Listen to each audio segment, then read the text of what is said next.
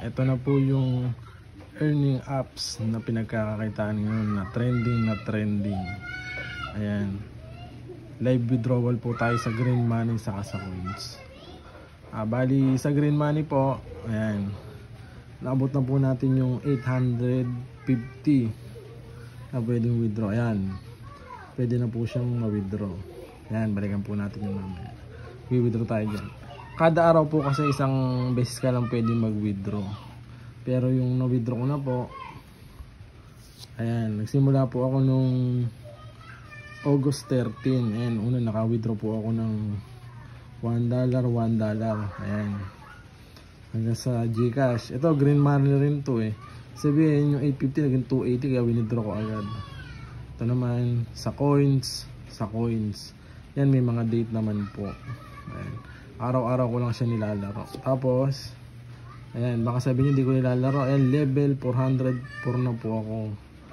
Tapos, ayan, sa Coins naman, ayan, meron ulit akong 249 na coins. 1,000 buwan kumuha ng halaga. Ayan, 249 pesos. Pero dito muna tayo sa Green Money. Ayan, iba baka sinasabi, nawi-withdraw ba yung 850? Ayan, legit na legit po. Click po natin. Ayan, click po natin yung 850. Ayan, nakaset na po dito sa GCash. Pwedeng sa PayPal or GCash. Pero, papasok nyo lang po natin sa may GCash na lang. Kasi kadalasan walang PayPal, diba? Ayan, tapos, withdraw po natin.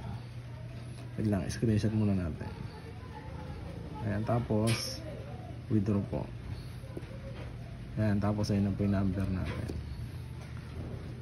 Tapos, confirm na. Ayan. Tapos, happy to accept. Papa, lalagay ko na sa rep yung palaka. Tapos, accept. Ayan, nawala na po yung Green Money natin. So, punta po tayo dito. Check natin kung pinaprocess na po yan. Yun. Sabihin, ngayong araw din po na to papasok ko yan. Pinaganda dito, minsan, wala pa isang oras o basta papasok ko ito mayan. Kaya gagawin nyo lang sipag at tiyaga lang talaga. Lalaroin nyo lang ng lalaroin.